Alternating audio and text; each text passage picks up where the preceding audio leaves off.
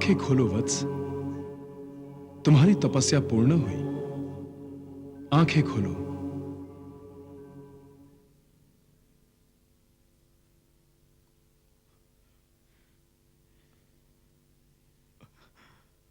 आपके दर्शन हुए प्रभु। मैं तो धन्य हो गया। मैं आपका अनुग्रहित हूं देवाधिदेव। दुर्वासा, मैं और तुम भिन्न नहीं हैं। मेरे रौद्र रूप के ही तुम मानव स्वरूप हो। मेरे साक्षात अग्नि रूप से तुम्हारे तप से उत्पन्न हुई अग्नि इतनी प्रबल है कि उससे सृष्टि का विनाश हो रहा है वत्स। अतः अपना यह तप त्याग दो। जो आज्ञा देवाधिदेव। हे दुर्वासा, तुम्हारा अवतार शास्त्र धर्म की मर्यादा की रक्षा के लिए हुआ है। सांसारिक लोग कामनाओं और वासनाओं में फंसकर अपनी सुविधा अनुसार शास्त्र धर्म की मर्यादा तोड़ मरोड़ लेते हैं। तुम मोह, आसक्ति और स्वार्थ रहित हो। वेद वेदांग और शास्त्रों के ज्ञाता हो। तुम्हारा जन्म ही संसार को वेद और शास्त्रों से जोड़ने के लिए हुआ है। तुम्हारे क्रोध के भागी वो होने चाहिए जो स्वेच्छाचारी हैं, मर्यादाहीन हैं। तुम्हारे शाप का खड़ग उन्हीं की गर्दनों पर गिरना चाहिए वत्स। प्रभु, मैं अपने क्रोध पर कैसे नियंत्रण रखूं? वत्स, संपर्क और संबंध क्रोध का कारण होता है। तुम्हारे लिए उचित यही होगा कि तुम किसी भी विषयों से संबंध स्थापित ना करो। किसी भी एक जगह इतनी देर मत ठहरो कि वहां संबंध स्थापित हो जाए। क्रोध पर नियंत्रण अपने आप हो जाएगा वत्स। जो आज्ञा देवाधिदेव। तुम्हारा कल्याण हो।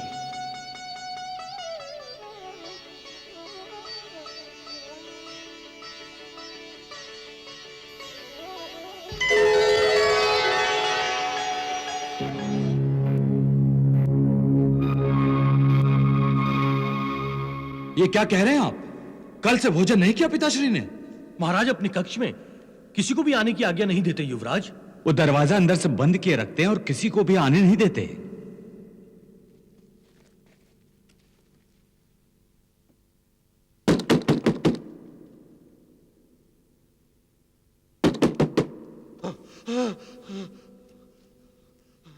पिताश्री,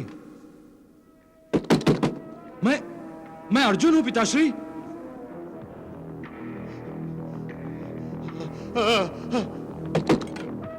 पिताश्री, दरवाजा खोलिए।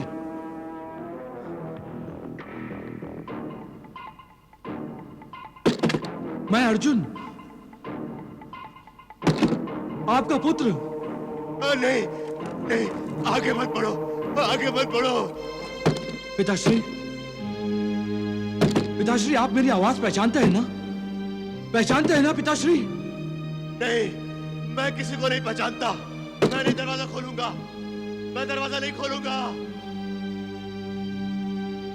पिताश्री, आप भूखे होंगे। कृपा करके दरवाजा खोलिए पिताश्री। पिताश्री, मैं आपके दर्शन करना चाहता हूं पिताश्री। नहीं, तुम चले जाओ। पिताश्री, मुझे आपके स्वास्थ्य की चिंता है पिताश्री।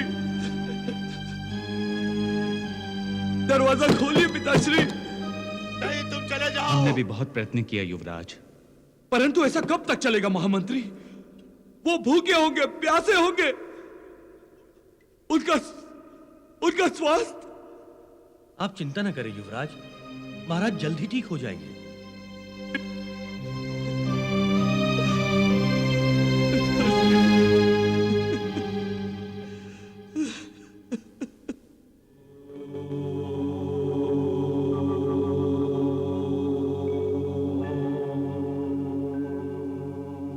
भगवान श्री दत्तात्रेय शक्तियां अर्जित करने के लिए तपस्या कर रहे थे।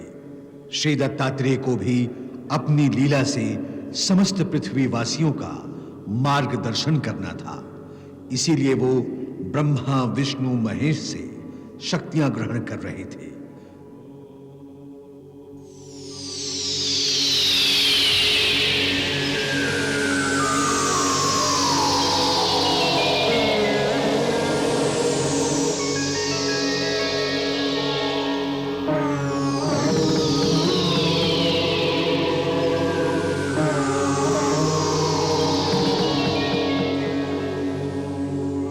श्री दत्तात्रेय की कीर्ति तीनों लोकों में फैल गई थी। उसी समय दैत्य कुल से महाप्रतापी राजा जंभ ने अपनी घोर तपस्या से विधाता ब्रह्मदेव को प्रसन्न कर लिया था। और जब ब्रह्मदेव दैत्यराज जंभ के सामने प्रकट हुए, तब जंभ ने उनसे वरदान मांग लिया।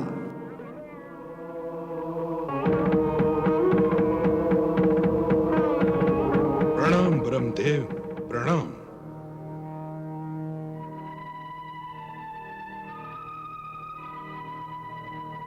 हम तुम्हारी तपस्या से प्रसन्न हुए। मांगो, क्या वर चाहते हो? विधाता, मुझे वरदान दीजिए कि युद्ध में मेरे सामने आते ही मेरे शत्रु को मेरी इच्छा अनुसार जमाई आ जाए और वो नींद के अधीन हो जाए और मैं सहज उस पर विजय पालूं। तथास्तु। प्रणाम ब्रह्मदेव, प्रणाम।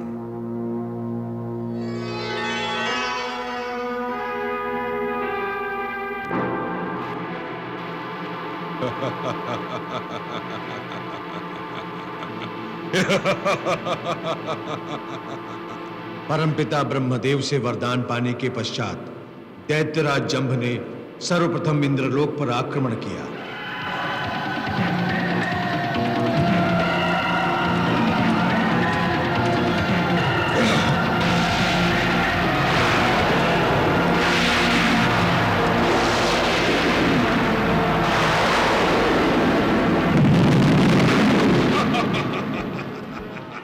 देवता और असुरों में घोर युद्ध हुआ।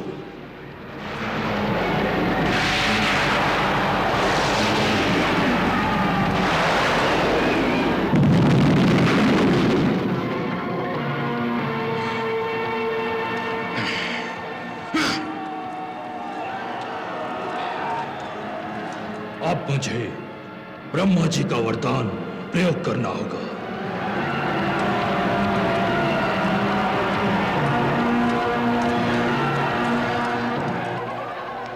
जब दैत्यराज जंभ ने ब्रह्मदेव से पाए जम्हाई अस्त्र का प्रयोग किया, तब सारे देवताओं को युद्ध करते करते नींद आने लगी।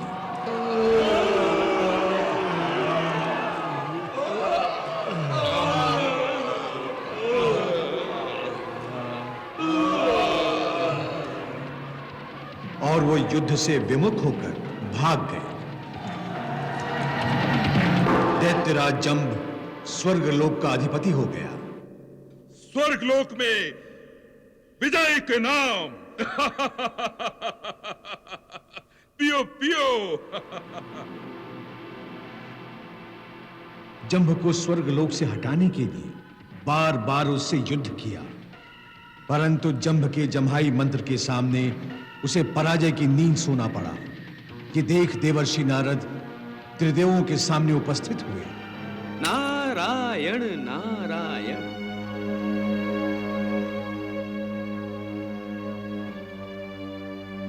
क्या होगा प्रभु? क्या देवताओं को अब पृथ्वीलोक का आश्रय लेना पड़ेगा? यह सब आपकी कैसी लीला है त्रिदेव, कैसी लीला है? सुना था स्वर्गलोक तमोगुणी दैत्यों के लिए नहीं, रजस गुणी देवताओं के लिए है। परंतु अब तो रजस गुणी देवताओं के लिए कोई स्थान ही नहीं रहा। क्या सृष्टि का चक्र उल्टा घूमना शुरू हो गया है त्रिदेवों?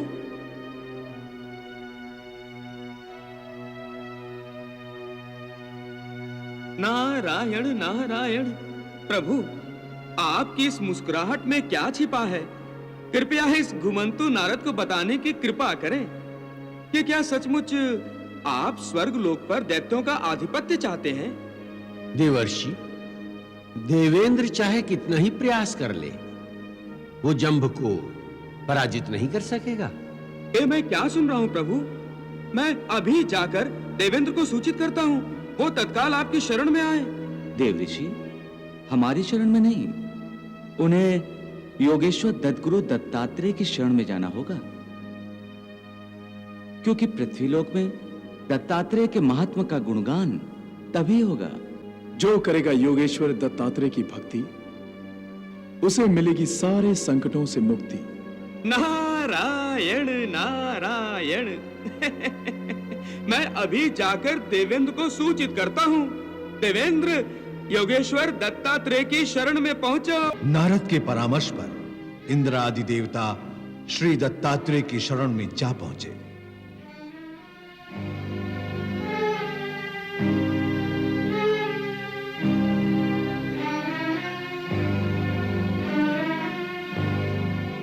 हमारी रक्षा कीजिए प्रभु।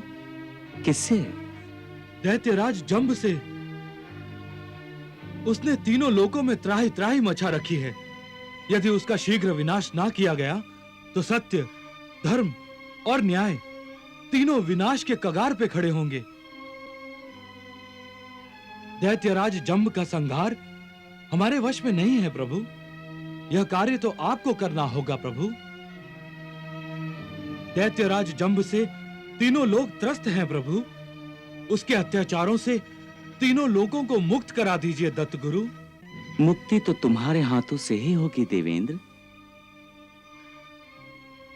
मैं तो जंभ की शक्ति और तेज कम करने का उपाय बता सकता हूं। बड़ी कृपा होगी। तुम जंभ को यहां युद्ध के लिए आमंत्रित करो। इस आश्रम में? हाँ, जैसे ही दैत्य इस आश्रम में आएंगे तो मेरी दिव्य दृष्टि उन पर पड़ते ही वे सभी तेजहीन और शक्तिहीन हो जाएंगे। उसके बाद तुम उन सब का संहार कर देना। मैं अनुग्रहित हुआ दत्तगुरु, अनुग्रहित हुआ।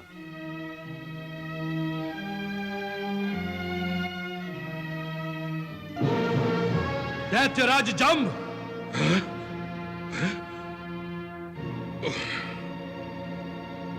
इंद्र,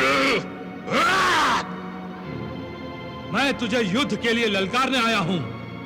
मूर्ख, निर्लज्ज, कायर, भगोड़े, तुझे लज्जा नहीं आती? मुझसे बार बार पराजित होने चला आता यहां। इस बार मैं विजयी होने के लिए आया हूं।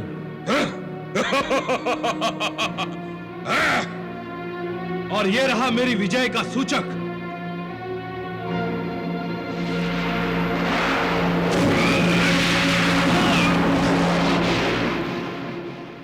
मूर्ख इंद्र, क्या तू जानता नहीं कि मैं अपराजय हूं? मुझ पर कोई विजय प्राप्त नहीं कर सकता। आज मैं तुझे यहां से बच के नहीं जाने दूंगा।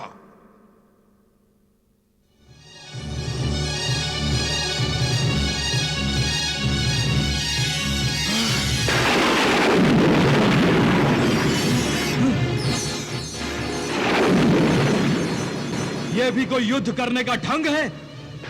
चलो, अब की बार हम युद्ध करने आएंगे तो इसके जमाई अस्त्र को नष्ट करने वाला अस्त्र प्राप्त करके आएंगे। मूर्ख इंद्र, तुम यहां दोबारा नहीं आ पाओगे। यहां क्या, कहीं भी नहीं आ पाओगे। भागने मत दो इन सबको, पकड़कर सबका विनाश कर दो। भागो, दैत्यों को अपने तक पहुंचने मत देना।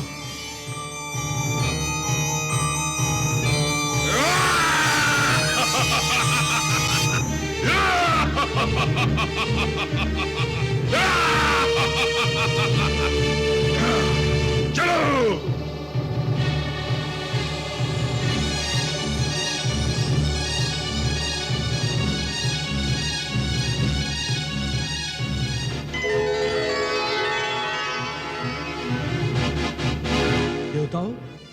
अपनी सुरक्षा के लिए योगेश्वर दत्तात्रेय के आश्रम में चलो।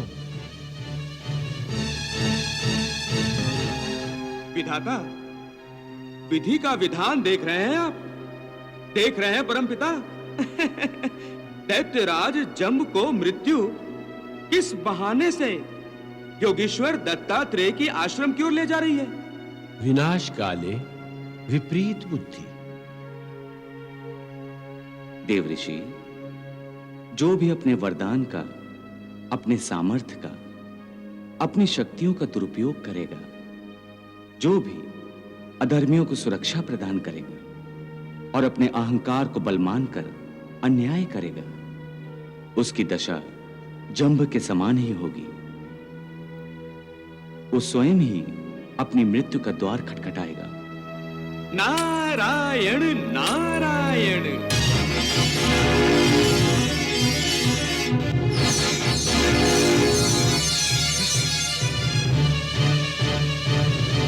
कहां चले गए देवता लोग? वो देखिए दत्तराज।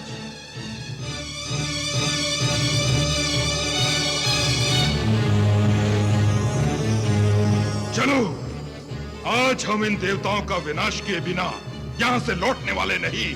चलो!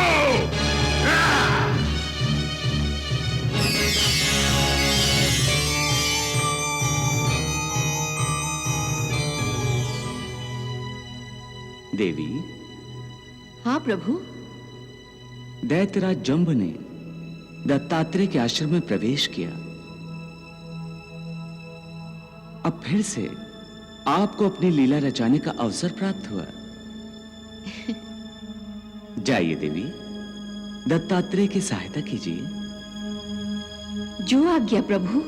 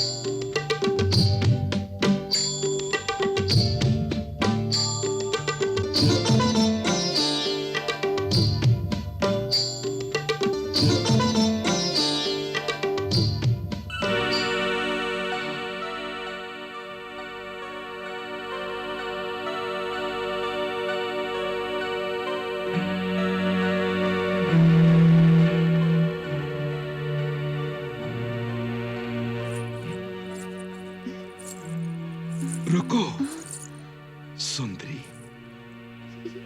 तुम कौन हो? यौवन।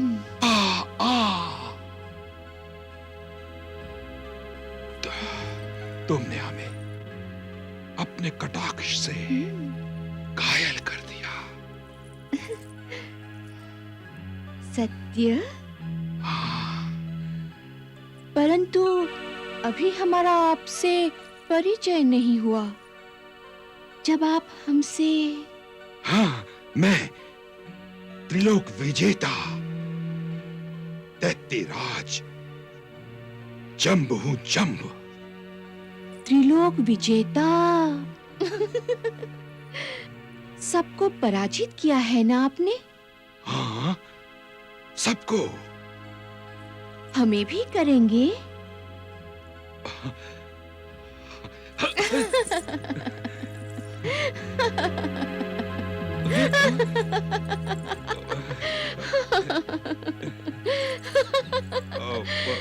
दैत्यराज, यौवन हूं मैं, ऐसे ही नहीं प्राप्त होंगी। तो प्रतीक्षा कीजिए, पहले मैं अपने दास से मिलाऊं। दास? कौन दास? ये देखो, मेरी आस में न जाने कब से बैठा है।